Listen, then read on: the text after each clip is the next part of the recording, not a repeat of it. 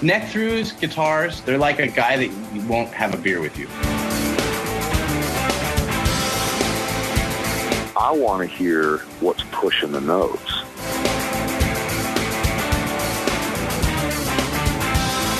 Freddie King and B.B. King, Albert King, and let's not forget Burger King.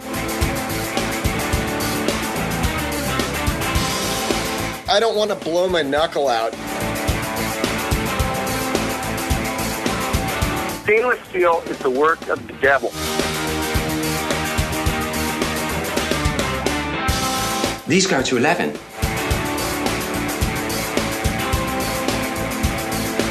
From the East Amplification Tone Labs in Baltimore, Maryland, it's the Amps and Axes Show. With your hosts, Jeff the Godfather of Low Wattage Amps Bober and Mick Marcelino. Well, good day to you, Mr. Bober. Good day to you, Mr. Marcelino. Oh man. How you doing, man? We're doing great. We're doing great. As awesome. a show, we're doing great. Excellent. And before I even get started, I must say that this show and subsequently all of our shows are being, kind of supported by our good buddies at GHS Strings. Very nice. And love those guys. Yeah, those guys have been nothing but great. And guess what this week is?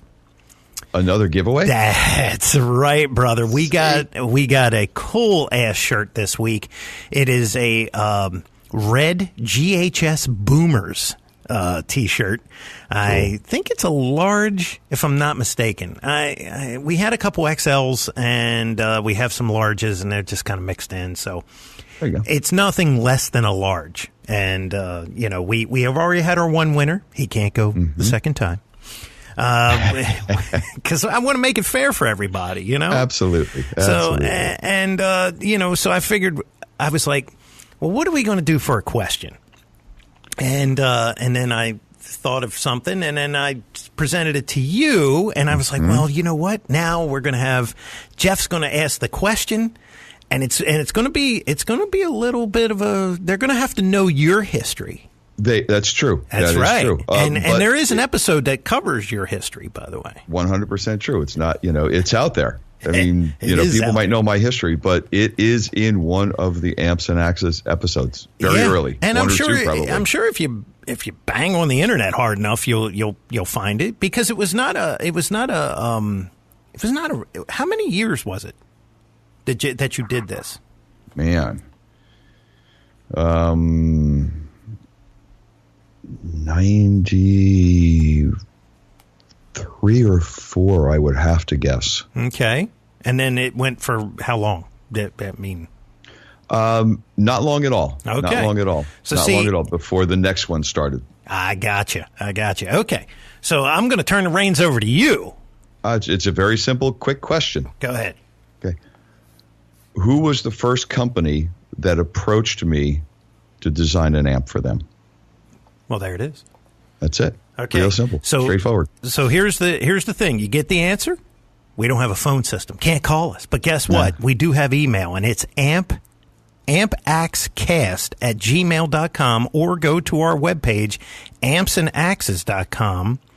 Go to the comments. You can put it right in there. Sends it right to the address. The first person that gets that right, we're going to send you the red GHS Boomer shirt, and you can then be a part of the GHS family. That's right. And we do love those guys. Man, my friend Rob Fahey has been playing GHS Boomers for years and years and years and years and years. Those cats have been around forever. Yeah. And, it's I like the organization, and everybody over there has just been awesome to us. So definitely, go pick your GHS strings up, man. Absolutely. Go get them. If you've never used them, go get them. That's what I always tell everybody. They make two kinds of strings. They make guitar and bass strings. We play country and Western. They actually make a lot more than that. But I only bring up the bass strings because it brings us to our guest of the week. Exactly. So we're gonna take a pause for the cause and come back with our guest of the week. Bassist for a band that I'm sure you've heard on this show before, but we're going to bring you yet another member because we love those guys, man. And one thing real quick before you go, yes. If you got kids in the room, you may want them to go to another room. This is one. Attach either noise canceling headphones or insert earbuds. Exactly. Here we go. We're coming right back with the guest of the week, bassist for the band Wayland, Mr. Dean Pizzazz. Hey guys, this is Alex Calise of Bat Farm and A&R of GHS Strings, and you are listening to Amps and Axes. All right, and we are back as planned because we keep our plan and our promises. And we're back with the bassist of Wayland, Mr. Dean Pizzazz. Dean, how are you? I'm doing excellent, gentlemen. Hello, everybody. Excellent. Excellent is good. Excellent is excellent. It is. Like this is our third go round with the boys in Wayland. Yeah, so I hope I don't repeat any stories, and if I do, I hope I fucking tell them way better. Well, nobody's going to beat your singer. Oh no, I don't even want to know what he said. Holy hell, what a life! I mean, or your drummer's dad, and it's like, Jesus, man, what do you got? I got some unique shit, I think. Good. Well, we're gonna do what we always do. And we're gonna start at the beginning. We're gonna jump in the Wayback Machine and find out where Mr. Dean Pizzazz was born and raised, and how you got into this wonderful, wacky, wild world of music. Give us some history. I was born in Detroit, Michigan. Detroit. Two lovely people, Raymond and Christine LaFave. Back in a year I won't mention, even though I'm not that old. I just won't mention it. You don't need to date me. I grew up on the east side of the state of Michigan, and I got into music. I mean, early on, my family always did a lot of listening to music, of course. My older brothers listened to a lot of music. And then I would mimic kind of what they would listen to because I thought it was cool, of course.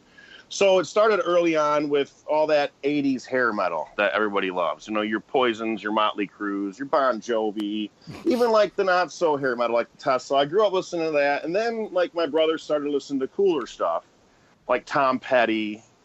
Nice. Even like Marshall Tucker Band. And then my other brother, he got a little older than me, and he started smoking a bunch of weed. And then I started discovering records in the house, like your Allman Brothers, the Grateful Dead, the Beatles.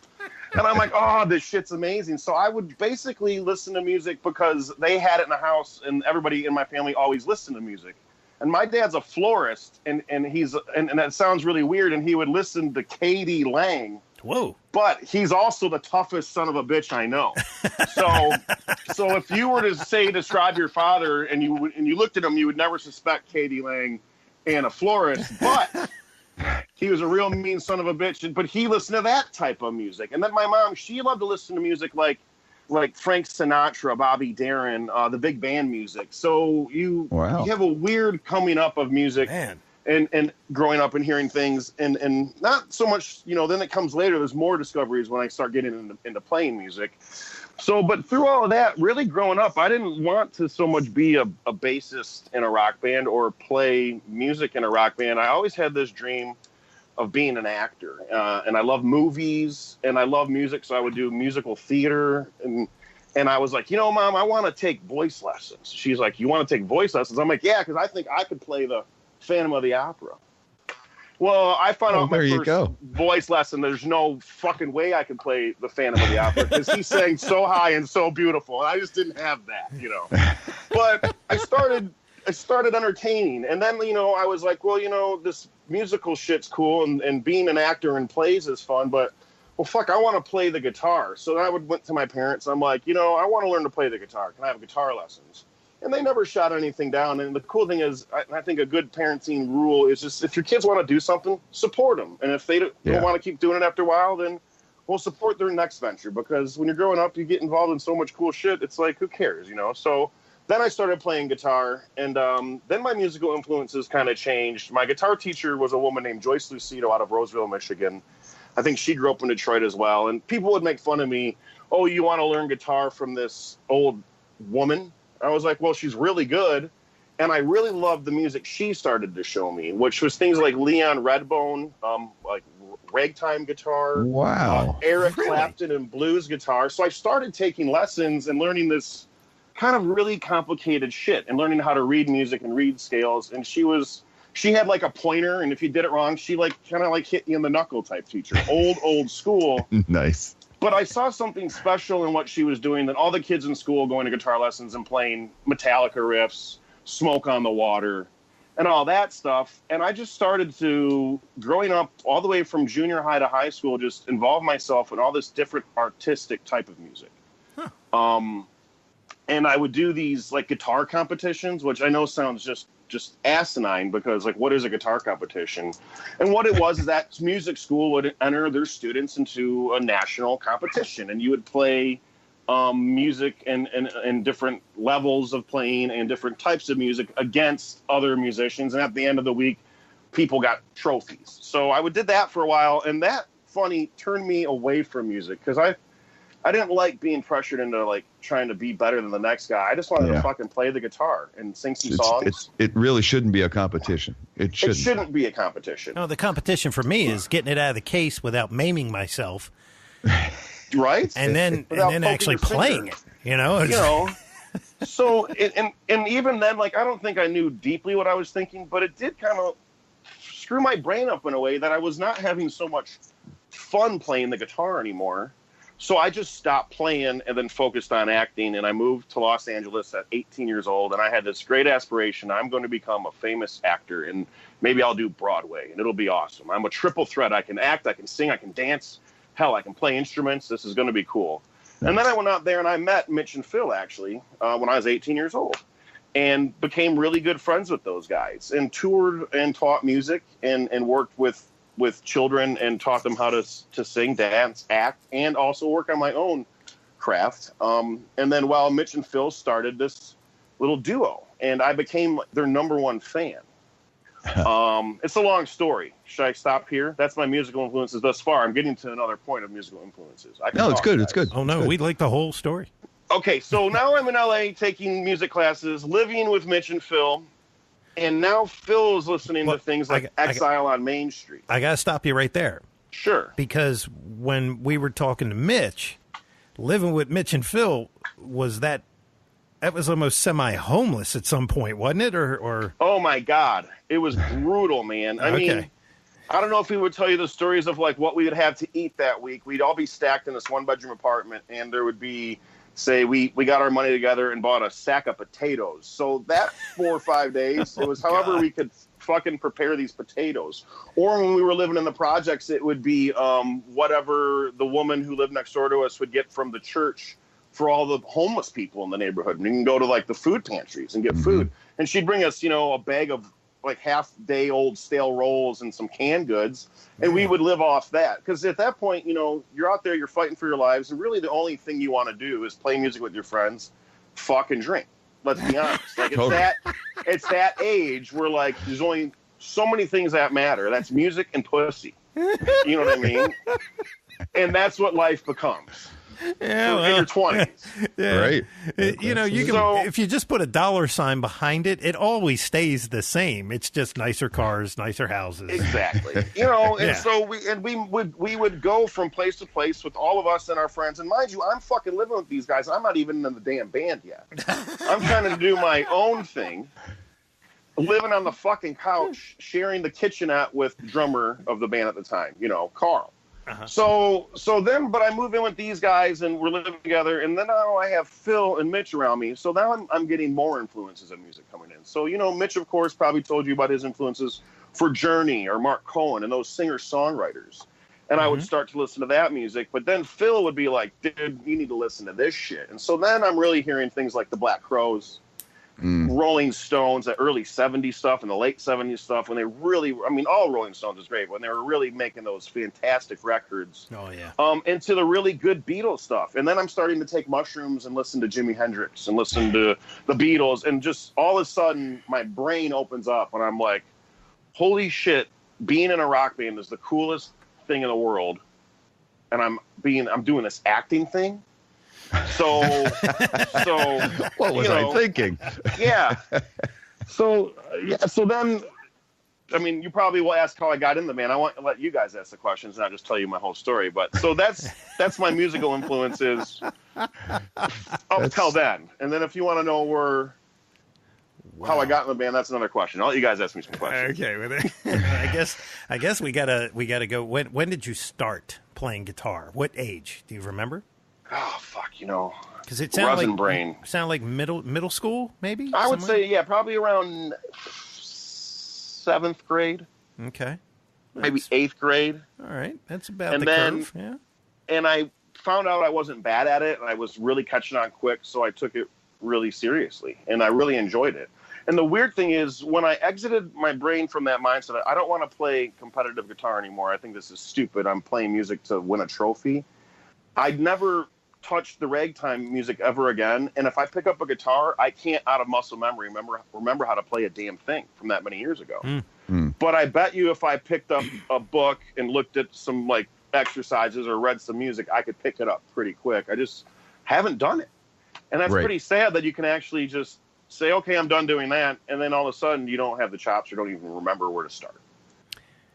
You know, you think you wouldn't, but give it a half an hour and it would start to come back. I'm sure. Yeah. But what kind of guitar were you playing back then? Do you remember, and do you have it? My first guitar, my brother had, and it was like a little Ibanez acoustic thing. And then my parents ended up buying me a Cort acoustic guitar. I don't remember the year, and it was beautiful and it sounded great. And I had a beautiful pearl inlay, and I remember opening that guitar case and thinking that's like the prettiest guitar I've ever seen.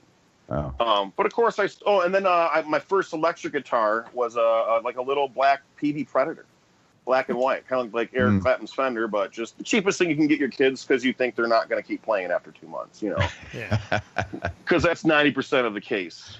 And then I moved on to, they got me an Epiphone SG. It was like a nice cherry wood. It was beautiful, and that was around for a while.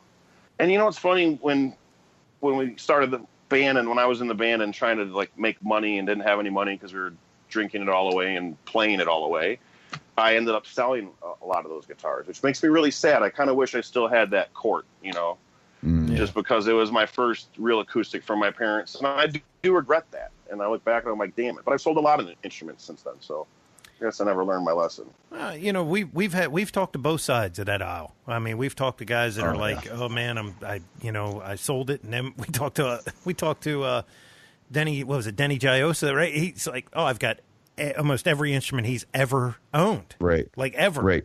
And I was like, I've saved every string I've ever played. It's like, is there a wing on your house? What the hell's going on here? So. I look at it as, there's those ones that got away and you go, man, I wish I had that. But the memories of them, I think, you can paint that picture a little bit different, And that's what you're attached to, is the feeling of it, the memory of it, the sentimental value. Yeah. And really all it is, if you do have it, is just some wood and some metal. Mm-hmm. And I think, I guess the memory of that guitar is probably more important than me actually having some inexpensive little dented up. That's where we always go back to when you go to a concert, don't videotape it, watch it. I'm the same way, and if I do video something, it's 20 seconds. They're like, why would you film 20 seconds of the damn song? I'm like, because I'm watching the fucking concert after. Exactly. If I want to watch the Black Crowes on YouTube, I'll do it on my damn phone in the bus. I didn't pay $189 to have my phone in my hand for 3 hours. I want to see fucking that guy trip up there a couple times because I was watching so intently. Right. But that's where it all comes around too. The visions of that you continue to carry on for years, it gets distorted, but it's something about that visceral thing of watching it. Watch it, just actually watch the show, be part of it. When you tell that story 15 years later, you can go, man, I was there when, I was there. Here, I'll give you one. I was there at the Eat 'em and Smile tour, with Steve Vai, Matt Bissonette, and Billy Sheehan, and you never see that three-headed monster again, and it was like, I thought I was like in heaven. Here's three humans that are doing something that nobody has done, and it's probably the same asshole who goes into the bathroom and then is taking a piss with his phone in his hand and drops it in there, and his entire concert footage is flushed down the toilet, and now he's drunk, got piss all over himself, piss all over his phone, and he didn't even watch the fucking concert he paid $125. There you go. Right, has no idea what he has seen. Yeah. Mm-hmm. See? There you go, you idiot. That's right. Be in the moment, people. Be in the moment. So when you moved out to L.A. and you were living with Mitch and Phil, you were you'd said, I think, giving lessons and things like that and teaching people. Were you playing with anybody at that time? Like not with Wayland or whatever? No, Wayland and I was teaching more. I was taking acting classes, and I was also teaching performance with the performance group and teaching children how to come out of your shell and how to do improv and how to sing and dance and how to choreograph things, like total aspects of performance for like stage performance, not rock and roll. Because at this point, you know, I hadn't decided I wanted to be in a rock band yet. I just knew how to play some, you know, guitar pretty good, and I loved all forms of art. I would just immerse myself in it. You know what I mean? And that's what I was doing at that point. Well, these guys were having a band, and then one day it all clicked. I was depressed. I was having a hard time with acting. It's a good story. I'll just tell you. Here we go. All right. I got my first paid gig as an actor, and it's funny because I was hammered drunk going to see the guy's show in Orange County. They had like a little acoustic thing, and then 2 acoustic guitars, and then a drummer and a bass player, of course. And I went to see the band, and I'm walking up, and there's an audition happening for a live stage show for a union job for pay. And I'm like, well, fuck, I'll go audition for this. And I land this part, and I'm really excited. And then I go, okay, great, and I'll see you guys tomorrow. I'll come back, and we'll talk about the role. I go over, enjoy the concert.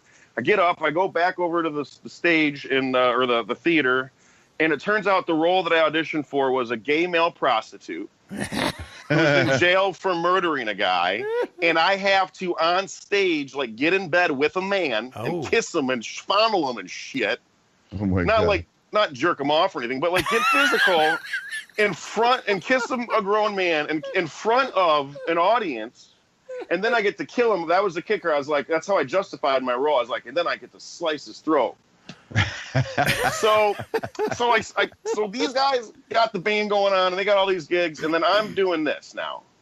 And I'm like, oh, and it's getting closer and closer. Now, here's how it works in theater. If it's very hard to be an actor, and it's very hard to be vulnerable, and it's very hard to let yourself go to a place where you have to kiss another man in front of people, especially if that's the last thing that you would do in the world. And you have to get to a place mentally like, okay, I'm going to fucking do this. So they prepare you for a good, like, month. And then it's getting down to the next couple days. And then it gets down to the day, and they're like, all right, guys, tomorrow's the big rehearsal. And we're going to do it for real tomorrow. And then you say to yourself, that's the night. You're like, oh, shit, tomorrow I'm making out with a man. Not that there's anything wrong with that. Not that there's anything wrong with that at all. And if you want to kiss a guy, that's awesome. But I didn't want to do this. Right. And I have a crush on this girl in my acting class, and I'm telling Phil, I'm like, how do I invite her? He's like, I bet she'll think it's pretty impressive if the dude that likes her is not afraid to kiss another fucking guy on stage. I was like, you're right, man. You're right. So the day before I got to do this rehearsal, it's funny because I'm feeling all the feelings of this moment of my life, and it makes me laugh. Phil is like, their bass player quits. He's like, dude, our bass player quit. I'm like, Jim quit? He's like, yeah. He's like, I got an idea. I'm like, what? He's like, you used to play guitar. I'm like, yeah. He's like, you know what? You need to quit this fucking player, and you don't want to kiss a guy. You don't want to have sex with a guy on stage. You need to quit your acting career. Come on. It's not going anywhere. Which, you know, it could have. I could have made out that guy and been the biggest star in the world. Who knows, right? Yeah. And then he's like, quit college, break up with your girlfriend, and you need to just learn how to play bass and join this band. And I was like, dude, yeah. And I was like, and these are my best friends and my party animal buddies. And I'm like, you know what? It makes sense. I just told you a week ago I'm not happy. You guys have this band. You have a team. You have a shoulder to cry on. I'm out here doing this by myself, but it's fucking hard. He's like, see, it's a sign. And I'm like, it is a sign. That's right. So I quit everything. I called that. I mean, I don't even think I waited 5 minutes. I called that director. I'm like, hey, bad news. I'm not going to be able to do the show. And he was like trying to get me. I'm like, that's it. I just can't do it. I'm sorry. And I hung up the phone. I don't know if they ever got a guy to make out with another guy on stage. I'm sure they did. I mean, there's a lot of desperate actors out there. Well, you know, the one little important part of that story that somehow I missed, this little phrase, play. I thought you were doing a film and it was a one-time deal. No, this was like a fucking 2-week run, dude. Like 5 nights a week. Oh, there you go. There you go. Yeah, so I got to relive that. And then people were going to film it. No, it was like a live stage show. Wow. Yeah. Yeah. So pretty crazy. So I did. I did that. Then I had to call my parents and tell my mom the wonderful job decision that I'm going to now go into, and I'm quitting everything and I'm joining a rock band. And I gave him that call, and you know what? Just like everything else in my life, I kind of heard her stomach drop, and my dad's stomach, but they supported me. They said, if that's what you want to do, go for it. I said, okay. So the hardest people to talk to, done. So then I sat in a bedroom every day, and I started by learning their songs. And their bass player taught me some of the songs, and their drummer taught me how to play to a click and how to play to practice pads with him and how to groove. And then I did that every day for like 10 hours a day, 12 hours a day. I just played the bass because I had like a month deadline until our first show. And I hadn't played guitar in a while. I hadn't played bass in a while. My hands were cramping up. These guys are... Oh, and I was working at Kmart unloading semi-trucks, third shift at the same time. So when I would be getting up to go to work, these dudes would be partying with a bunch of chicks and shit while I'm leaving in my damn red uniform. Like, okay, later, guys. I'm going to go make like $6.25 an hour to unload this semi-truck for fucking 6-7 hours right now. And I would just hate it, And they're out there, because at this point we moved to an apartment next to a college. So, like, we didn't go to the college, but we frequented their ladies. Does I was that going to make say, sense? you enjoyed the benefits of the college. That's right. Full on, including Proximity. the computer lab. We just snuck in there and used it every day. Well, so Nice. see, I got to put my positive spin on it. See, you may have been unloading a semi, but when you were done unloading a semi, you didn't have to kiss the driver before he left. See? No, I got to take a 3-hour nap and jam with my friend. There and you we go. Would play in California in these hot garages and these hot studios, and we'd play for hours and hours at a time every day. Yeah. See, if you've been doing a play, you would have had to kiss a dude every night, and every night. Well, for that play, but then who knows? Maybe that's the only kind of plays I'd want to do. Hope they don't typecast me. Right. It's the only ones you're going to get, Till you're in the business 20 years, and it's maybe he could do something else. But so you started playing the bass. Where did you get a bass? Phil's dad and him restored a '72 Fender jazz bass. Get out of town. And he had it in California. So he gave it to me. He's like, here's a bass. You're joining the band, I'll give you this bass. And that's what I learned on. And that's funny because that bass, it's on the road with us still. And it had a perfect paint job. And it looks like someone played it a million shows since 1972. That's how much I played that guitar. And it's beautiful. Yeah. And it's so funny. It's so funny because Jeff and I have had this discussion many a time. It's like, you could have probably bought that bass, Jeff, 15 years ago, and somebody would have been like, look, just take the bass. Just take it. Matter of fact, here's $100 and the bass. And now, if you put I don't know about then. Well, maybe, but still, that was about the time where it was just old, but not vintage. Exactly. And now you'll get, somebody will hand and it you wasn't original, so it can't be worth anything. No. Yeah, so it was old, not that old, and not really vintage yet. And then in the 90s, you've got the American Fenders making these kind of Frankenstein guitars. So everybody is questioning, I think, what's coming out of there at some point. I did anyway. And there's like the 90s Japanese basses, which I play now. Yeah. Which are freaking made awesome. Oh, yeah. Yeah. And they sound great. And I never knew. And I picked it up. I'm like, what year is this? So I don't even remember what year the damn thing is. It's a 51 reissue, like a Tele precision bass. Sweet. It's beautiful. And I'm like, this is a 90s Japanese. And they're like, yeah, they're hard to find. I'm like, I love that. I love that bass. Yeah, it's made by the same company that does all the Ibanez stuff. Yeah. But I didn't realize what was happening at the time, and someone explained it to me. I'm like, really freaking cool. I never would have even thought about how guitars were made in the 90s because I was worried about singing and dancing, unfortunately. Right. Yeah. So you finally get into Wayland. That's a hell of a story. And yeah, really. Take a month in woodshed and get in the thing. And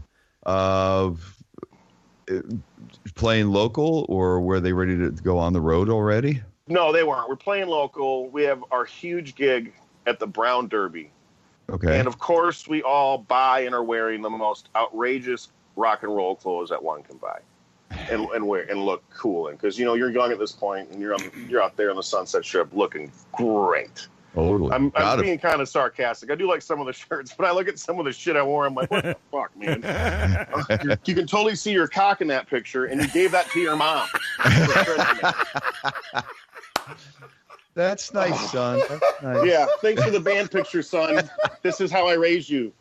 What kind of material are those pants? Because I can clearly see your mushroom tip. Did you? This stuff called spandex, Mom. Everybody's wearing it. Did you go into a tanning bed with your balls hanging out, or how did that work? Exactly. God, so we damn. go. My first gig was the Brown Derby in Los Angeles, which was an old famous club out there, just like every fucking club in Los Angeles, old famous club, or any town, And we're in there, and I'm so nervous, and I've been overworking my hands so much playing the damn guitar and unloading these semi trucks that they're completely cramping up on stage. So all I can do is play the fucking root notes to each chord change, and just stand there and try to look my best, and completely let down the guys and suck. But I didn't let them down, and I don't think they thought. I mean, they supported me. We partied hard, and I didn't have that problem again after that. And then, I kind of got brought into playing the bass by just being work-shed and thrown into it, because that's a life change that I wanted to do. And then, of course, I started listening to all the music I liked and learning how to emulate the bass lines and try to get those tones out of the amps that I had. And what were you playing back then, or was there just backline at the Derby? I got to think way back. We had a lot of pass me around amps or hand me down amps from people at the time, because we didn't have any money. And I want to say, what's the name of the freaking amp? Oh, York. Oh, York. Yorkville? Yorkville. Yorkville. That's There what it you was. go. It's funny. Yeah. Dude, I haven't thought about this amp since I've thrown it out, probably, or gave it away, or sold it, or whatever we did with that thing. But I had a Yorkville with a shitty solid state head, and it worked. It was a little, I think, 610 cabinet. Okay. And then, of course, I moved up to the 810 Ampeg SVT, the reissue Blue Sparkle, and I got the SVT4 Pro head for a long time.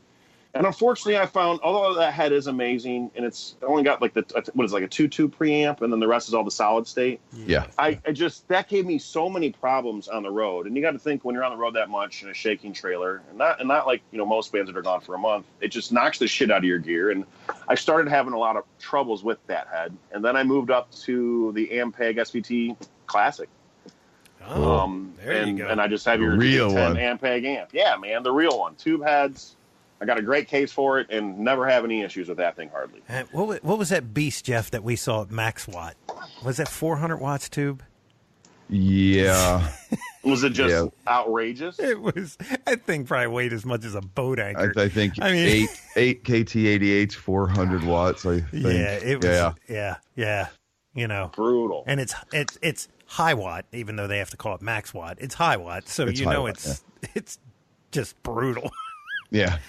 That was I didn't think anybody had I was going to use a different word, but desire to make something like that in tube anymore. I was really happy to see it, because that's a bass player who was like, do you want to know how big my balls are? Like, how big are they? Like, right. Listen to my fucking rig, man. They're 400 watts worth of tube. That's how they are. You'll shit your pants. Literally. Literally. Oh my God. So, so you're carrying that for your backline, huh? Yeah, we want to get another 810 for the other side. Why not? Why not? I don't need that much, even if I just have an empty one that looks cool. God bless you. But yeah, I mean, and I got a good case for it. I've been thinking about it lately. I just, I love Ashdown shit, but I really like some of the new orange stuff that came out, and they have the smaller 810 cabinet. It looks like it's tiny, but it's cool looking. It's black. It's got the little orange logo. I've been looking into something like that, but I have a hard time, because anytime I hear something different than that vintagey tube tone, and I run it with the Tech 21 Sans amp. Nice. Direct box, and I get that, and that's where I get most of my drive from, because I don't want to destroy that head. I've noticed, if you overdrive something too much 2 minutes in a row, then you're buying tubes every fucking 2 weeks or something. So screw absolutely. that. Absolutely. So yeah, I would say that's a lot of my main. I get kind of that good vintagey tone, and then I just fuck it up a little tiny bit more with that Sans amp, and that's where I kind of try to draw the volume from, so I don't really kill my shit. Sweet. Cool. Yeah, man. Yeah. And you got the 810 cabinet, right? Yes. Yeah, that's like a cadaver in a coffin. Dude. Whenever you have built-in wheels on your cabinet with a handle, it weighs a lot. It's like, well, we don't even want to sell you a dolly. We're just going to build it in. Well, we put it in the heaviest living you can buy, so that it's like double the weight. Yeah. Yeah, see, at some point they got, they put a handle on the upper rear and wheels on the lower rear. Yeah. And you could move it that way. The first amp pegs, the SVTs, the V4 cabinets, the V2s, they had a dolly on the bottom that actually came with the amp. I'm pretty sure it didn't even cost extra. It just came with the amp, and it had this one or two large thumb screws on the bottom that would just screw into the bottom of the cabinet, and you pushed it around like that, and then they finally started building them in. But the first ones, and God forbid you go to buy a used SVT cabinet and they don't know where the dolly is anymore. And so now there's no wheels for your cabinet anymore. Yeah. And they're not light, kids. Let me tell you, they're not light at all. Well, if they're listening, Andrew, Dallas, I'm sorry, guys, that you have to lift that onto the stage every night. Oh, there should at least be some sort of rampage, Yeah. I'm sure the live-in has wheels, right? It does. But sometimes you find those clubs, you're like, we got to get our shit up there. I'm like, all right. Oh, yeah. Well, my old bass player, he had the Pro and he had the Pro cabinet. And the Pro cabinet did not have the rock back built-in dolly, but it did have wheels. And I was like, after the first time we had to move it, I said, I'm not doing it anymore, man. I said, you're gonna have to hire somebody. Comes out of your pay. I was like, that hurt. Yes. I mean, that was brutal. Right. I was like, I put my grandmother in the grave and it weighed less. And there was 7 other guys on that thing with me. I'm thinking, you want me and 2 other guys to pick this thing up with you? It was like, you got to be out of your mind. And you couldn't. It didn't have that cool part, so you couldn't really get it over the steps and shit. You had to pick it up. Nick, what was the club just outside of Fells on one of the side streets in Fells? Fletcher's. Fletcher's. You had to go to the second floor. The second floor, only load in and load out were metal fire escape stairs. Yeah. Yeah. Shut up. No, let me tell you, man. You go up that. Yeah, you go up that thing, and you're going. Where was this? This is in Baltimore. It's called Fletcher's in Baltimore. Yeah. It's no longer Fletcher's. It's something else, but still the only way in and out. Yeah. Still the only way in and out. Yeah, and I'm waiting for the day that thing comes off of the wall. There's those clubs you just have to play. Right. Those are clubs that are known for being awesome, and then you got to do it. Yeah. That's right. So you guys are apparently on the road now. Is there a new release? Is there something being recorded, something planned? What's the present and the future here? Well, the present right now, we're in Madison, Wisconsin at Megatone Studios. This is our last day here after about 3 days. Working up and cleaning up some new song demos so we can see, just basically getting as many songs as we can written and demoed, and we can shop what we think is going to be a good record. And I don't know, maybe use that for the record or re-record the shit. You know how it goes. But right now we're just with everything we have on our days off, trying to collect all the material we have and build a solid foundation for our next record, and hopefully get it recorded in the fall. Now, nice. Are you behind the videos with all the young scantily clad women? Well, I was in it, and unfortunately, I didn't get behind any of the scantily clad women in any way that I wanted to. What's the one video? Looking for a new savior. Shopping for a Savior? Shopping for a Savior. Yeah, it's a good song, by the way. The Red Titty video. My brother calls me. He's like, here I am watching your debut video with my kids. And we're asking what those are. Hey, let me tell you, you guys didn't do a good, whoever did the makeup didn't really apply a whole lot. Because it's like, oh no, that's her boobs and there is nothing covering them. Something wrong with a little red nipple. You know what I mean? There's nothing wrong with that. Well, doesn't your brother know he needs to preview things like that first? You can see it on YouTube, Jeff, without the whole disclaimer. It's right out there. It's out on YouTube, man. I told my brother, I'm like, when we made this video, we had every 4-year-old and 5-year-old in mind. So I was really thinking about that. And then we said, the hell with them. Yeah. It's not the Wiggles, it's Wayland. Yeah, Wayland. Exactly. Oh, my gosh. Too funny. That's a good song. Actually, Jesse James is in that video. He does. He plays the evil preacher, I guess you could call him. Yeah. I like it. I told Jeff, I said, I would classify it as like, if you had to put it it's more like this anthem stuff that you guys seem to do. It's kind of got like, you know, everybody, it's like a good time. And that's something that you don't see too much anymore, you know, especially when it comes into, you guys are rock and roll, but the metal stuff, I don't know what happened to metal. Metal used to, you could go all kinds of ways with metal. Now it's just a lot of anger, you know? It's, I'm really angry. Some of it is just wicked angry. Well, like metal fans wouldn't consider Ozzy metal, but that's like what started it all, and that's real rock and roll is all it is. Just a little bit darker, I guess. Yeah, Black Sabbath, man. I mean, they are just a little metal. Yeah, but they're fucking rock and roll to the bone too. Oh, it's absolutely. Just shit. Yeah. You know. I mean, you look at them, and they were basically British blues. It was just that Tony didn't have a couple digits fully on his hand. So the down tuning and the way that he played made it dark. Just had to find a different scale. Just had to find a different scale. Exactly. Let me see what works with what I got. Yeah, that's too funny. Yeah. You know, just, you know, and all in all, and I think people need to remember, it's just music. It's fun. It's not meant to be taken too seriously. You know, like, I didn't write that lyric specifically for you, but it's a general interpretation of how we felt or a feeling. And we all feel those feelings. Let's enjoy it together, you know. Man. You know, what's funny is that if you watch the Get a Little music video, one of the best things about that video is if you read all the comments. And there's a lot of lovers of that song, but there's so many haters of that song. And it cracks me up that people are just take it so seriously and get so upset. And I read those comments and I laugh. I laugh and I laugh. Because I'm glad our fun little rock song pissed you off so bad. And it's a great song. It's just a fun song. It's and if you don't like it, fuck off and don't listen to it again. Yeah. Go listen to your music. That's fine. It makes me laugh. You know, what is it? What is it? Get a little drunk, get a little stoned. Catch a good buzz to your favorite song. Right? Something. It's like that hasn't appeared throughout the history of rock and roll in one form or another.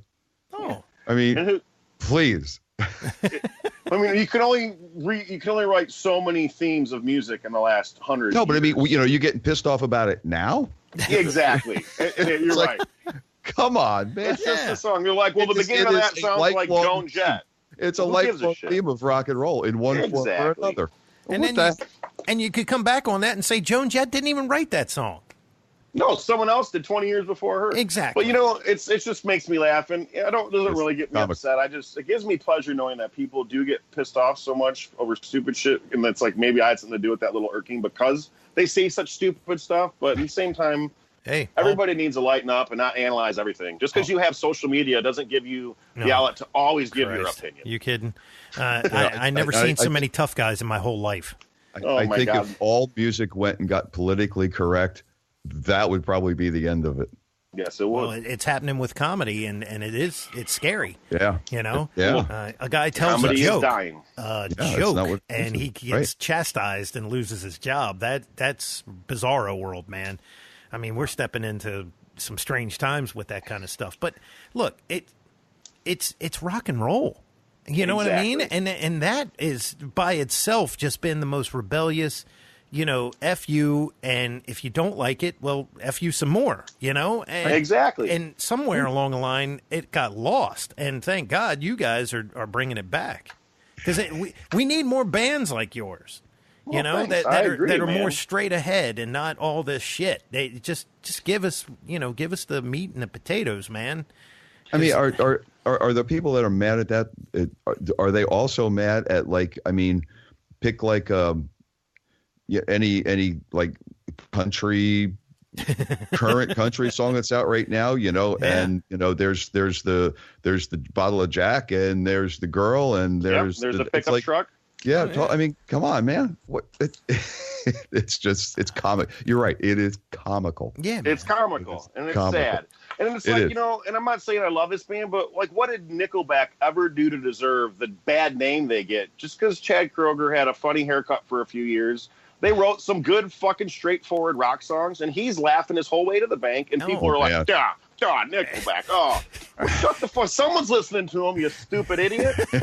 You know, there's a comedian out there that does like 20 minutes on Nickelback and their success. And he goes, great. He goes, I don't understand how he goes, first off, like, Kroger does some kind of charity thing and dumps tons of money into this thing and like has done all kinds of things for other people with no money, you know, just out of the kindness of his heart. No fanfare. No fanfare. And he goes, and these guys sell millions of albums in a time when there's no album companies. He goes, it's just like, you know, and he goes, why the fuck does everybody hate Nickelback? He goes, somebody has to like them. He goes, they wouldn't be that popular. Yeah, just another thing for these idiots to bitch about. In my Absolutely. opinion. I mean, could you imagine if the internet was around when Poison was doing their thing? Because those guys took forever to get signed. And, you know, when they came out, dudes were like, man, check out these 4 chicks. And it was like, that one chick's got like a 5 o'clock shadow. And they're like, no, man, that's 4 chicks. I remember that with that. That's hilarious. That first album. What was the name of that thing? I don't even remember the name of it. But it was the Look What the Cat Dragged In, right? Yeah, right. And on the back, it had a picture of all 4 of them. And I used to remember dudes. They'd be like, man, I'm telling you, this is 4 chicks. I'm like, it doesn't even sound like a chick singing. I'm like, something's not right here, you know? And have you seen this new Poison band? Oh, man, I want to bang these hot chicks. Well, they learned well from Dee Snider. And I love me some Dee Snider, man. Holy shit. Total. He's another one, man, that defies age. I saw Sammy Hagar turn, what, 71, right? Yeah. Or is getting ready to?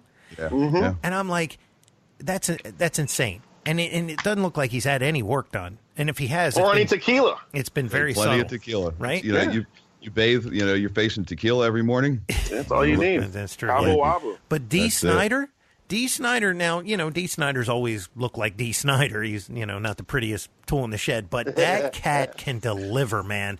And let me tell you, how old is he? And he's in his 60s, right? He's got, he has to be. And Easy. he still kicks the shit out of it, man. Yeah. It is amazing. You know, look, he's like I said, he's not, you know, he's not the greatest singer, you know, as far as whatever, but that dude that's rock and roll, man, because that cat can bring it.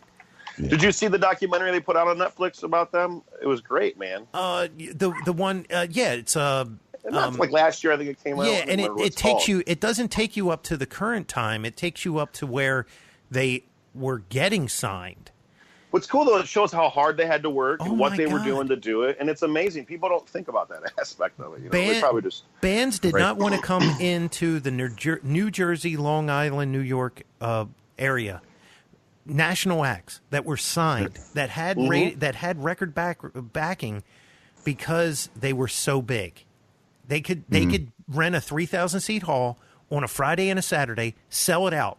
And they only played like 15 places or something like that around those 3 states. And people were like animals for them.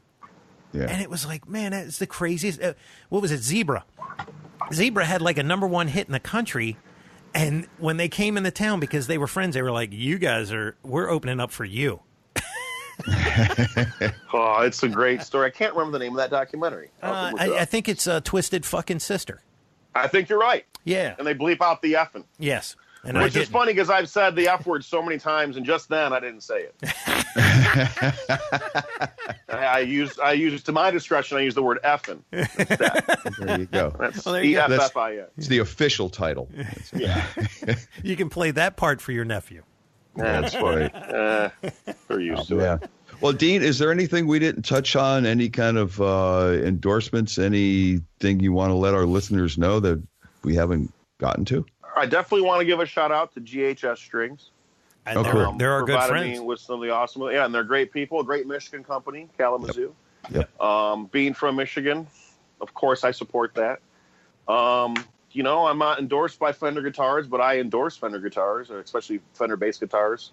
Nice. And that's, you know, the instruments I like to play on. And I mean, you know, I don't really, to me, it's not about, I mean, of course I'll shoot out. Oh, Death Wish Coffee. That's a new sponsorship. Oh, there you go. I get excited about sponsorships, but I like GHS Strings because they work for me and I play them and they sound great. And, you know, I don't, you know, Other than that, I love all my shit. Good. Are you playing precisions? Oh no, you're playing the telly. That's right. You're playing the telly bass, right? It's a precision telly. It's a 51 reissue. Sweet. It's got like that butterscotch paint job, and then I also have a 52 cream colored with a tortoiseshell reissue. Gotcha. That's another Japanese bass made in the 90s. And I also have on the road the 72 Fender Jazz bass. So you got a little Dusty Hill thing going on there because he plays the telly body basses. Dude, I didn't even I'd seen them, but when I saw it hanging there, I walked in and I was into Guitar Center getting something that we needed, and I looked up in the used room and there it was. I was like, oh shit, look at that. Yeah, that's tight, man. I was like, can you get that down for me? And then I played it and it was over. Sweet. Nice I have it. And then but my primary bass is the 52 reissue, and it's that cream colored, or that dirty white precision bass, and it's beautiful, man. And that just it has so much attack, so much punch. It just sounds so good for all the songs we play. And then I really use that telly bass for anything. If there's an acoustic guitar or anything acoustic or anything just kind of really slow or quiet, I put flat ones on that, and it just sounds so good and vintagey and butter. I don't want to replace the pickup on it because it's the pickup that's supposed to be in it, and it didn't have as much balls as some of those new pickups, But well, if it ain't broke, there you go. Don't fix it. And you know what, man? That's there's nothing more rock and roll than a precision through an SVT. No, there isn't. And you can make it sound however you want to. Yeah, and that's what I love about it. That's cool. When it comes down to brass tacks, those two items together has been written in stone. it's the Les Paul Marshall. Yeah, exactly. It's the Les Paul Marshall. It works. Yep. Couldn't be better said. That's why the people I love played that shit. So why would I play anything different? There you go. Hey guys, man, cool, it's man. a pleasure. Call me anytime. I'm glad you got to hear about some of my finer boy kissing days. And if you're just tuning into this interview, I never kissed a guy. Listen to the beginning of the freaking interview. That's right. I could have screwed myself there. Don't go starting stories until you listen to the whole interview. Right. Yes. All right, Dean, we're gonna keep an eye out for you guys in the northeast of this United States of America. Yeah, man. And if you're around, we'll come out and say hey, man. Looking forward to it, guys. Thank you very much. All right, Dean, take care. Have a great one. And there you have the story. Man, now look, you got the story, and you have the almost story. I want to make an announcement. Okay, wasn't laughing because I'm some kind of crazy homophobe, and if I hear any of that shit, I swear to God, we're not responding. You can kiss my ass. I was laughing because that guy has insane delivery. Right. It was just the way he was saying it was cracking me up because he just, look, I could. Look, let's be completely honest. Yeah. If that's not your thing, and I was being honest when I said not that there's anything wrong with that, and it's fine. But if that's not your thing, that could be a bit tough to do. Yeah, it's a pill to swallow, man. It's a pill to swallow. And that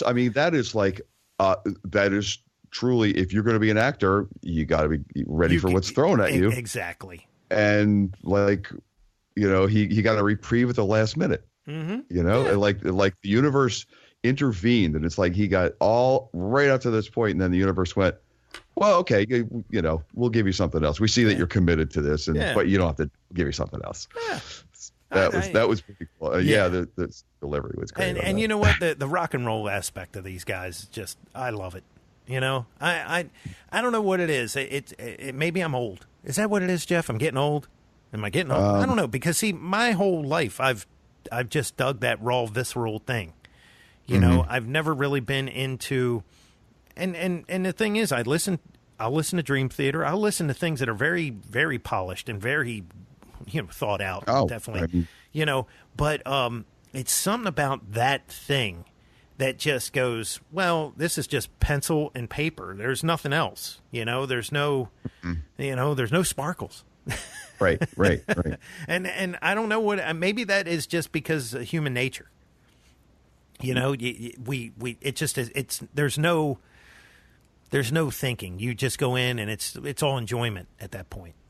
Would that be it? There can be a lot of things that, are embellished and have sparkle. But if something is good and it's pretty raw and basic, then, it's probably good, something that you enjoy listening to, because the polish and the sparkles and the embellishments, they can come and go, they can get old, they can change with the era, all of that, because it changes all the time. But something that's a couple of guitars, bass, and drums, and and vocals, and it's just out there. Yeah. And you like it, you'll probably like it 20 years from now. Exactly. And you probably liked it 20 years before now, and that's why you still like something similar. So yeah. All makes sense. I agree. Yeah, we're all getting old. That's right. So until next time, my friend. When we'll be older. I'm Mick Marcelino. That's right, and I will be a week older Jeff Bober. We're always saying. Onward.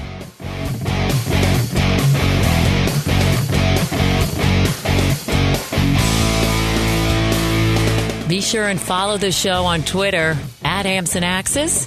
Also, make sure you like the show on Facebook. For news, comments, and everything else, visit the webpage ampsandaxescast.com. Thanks for listening.